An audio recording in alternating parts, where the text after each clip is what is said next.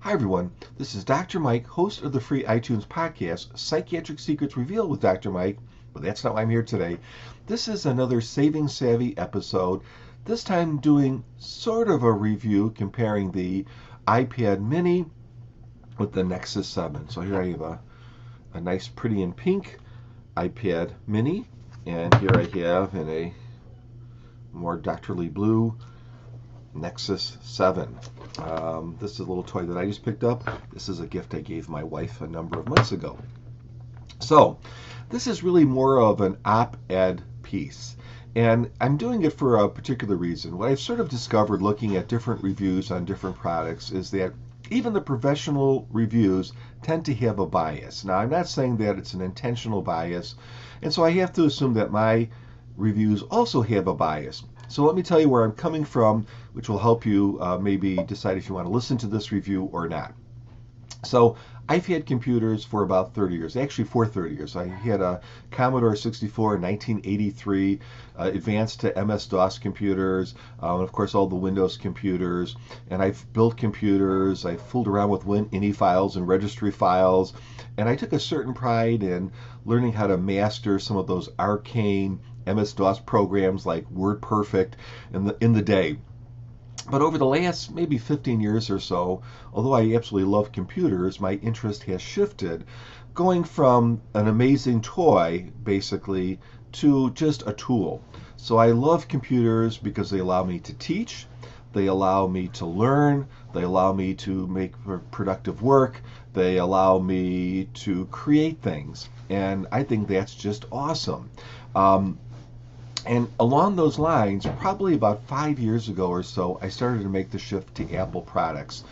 And in fact, this particular little YouTube video is being recorded on a Mac Pro that's about 4 years old. Still running flawlessly. I have no intention on replacing it. And our family has slowly moved towards more of a Mac ecosystem. And the more Mac products you have, the more things interact. And that's just really great. So I really do like Mac products. So what do I think of comparing a Nexus with an iPad? Well, first things first, this is an outstanding value.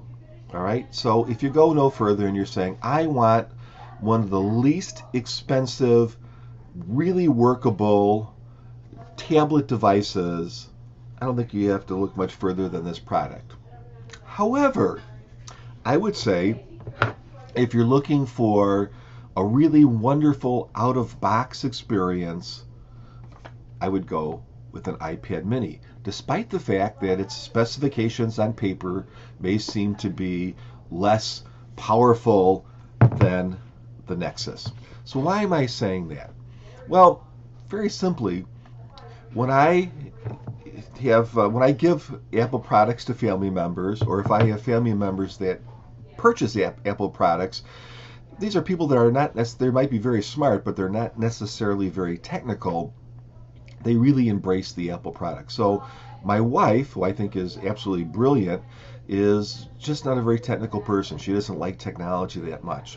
And I tried to introduce her to technology for years and years and years and years and years, finally giving her this iPad mini a number of months ago. And you know what?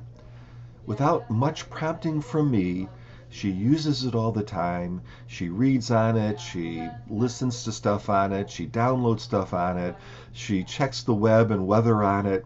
And she shockingly told me the other day that she was seriously thinking of using her little iPad mini as her scheduler, her appointment book, which is an unbelievable statement from her if you knew her, because she loves her multi-confusing, ledgerly kind of book that she uses. So that really says something. I've also noticed other people, like my sister, for instance, who has an iPhone, who has also really just embraced the technology and has done all sorts of things with that device that she just would never, ever, ever have done if this was a different kind of device. So what Apple really does so incredibly successfully is they package very, very user-friendly software with really excellent hardware, and they deliver a killer product. And it's that real user experience that would make me recommend this over this, although this is a great product. So what does this have going for it? So again, let's ignore the quad core processor and the display. You can see them. They're both of these systems work very well. But this really has price going for it. And that should not be underestimated too.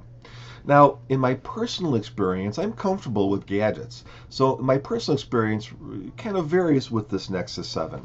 And I'll tell you two things that I did with it.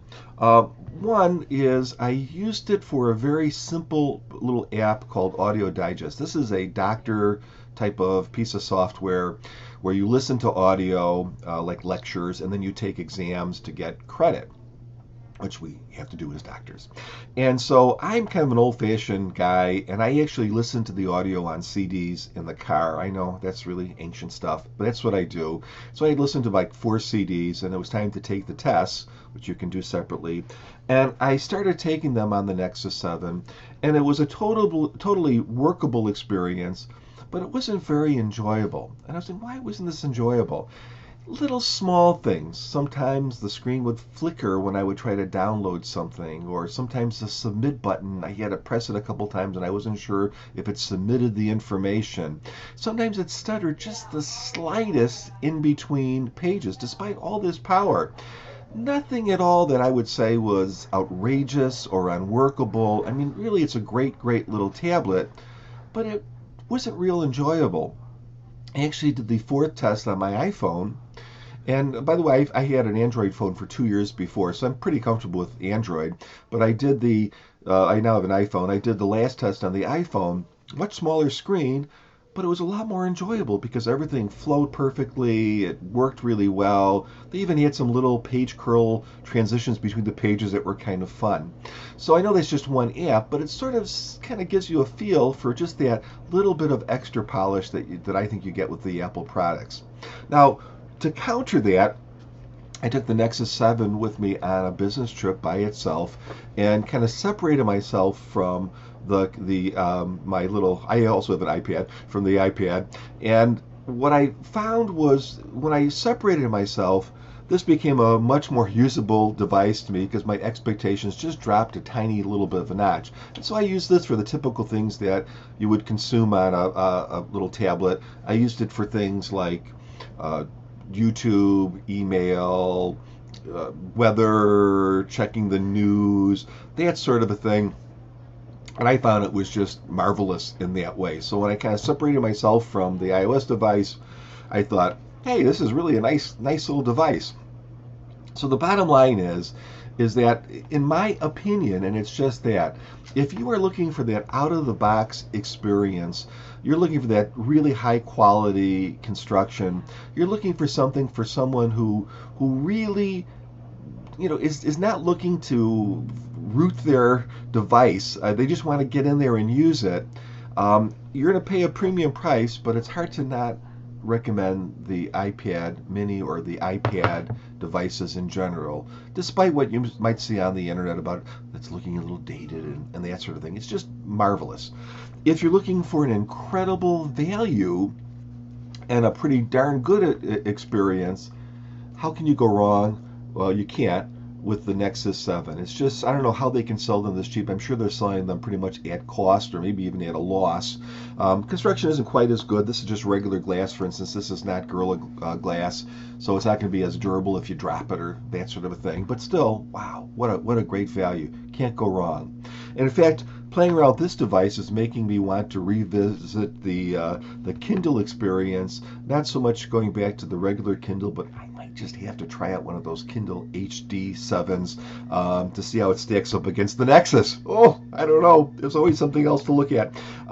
So that's my opinion. It's just that, but it's a sincere opinion. It's not. I don't have any stock in Apple or anything, which is maybe a good thing because it's dropping. Anyway, I would say have a wonderful day. And if you have some time, please give my podcast a listen. It's called Psychiatric Secrets Revealed with Dr. Mike. You can find it on iTunes and other kind of podcast sites. It's very different from this kind of little video stuff that I do on YouTube. Take care.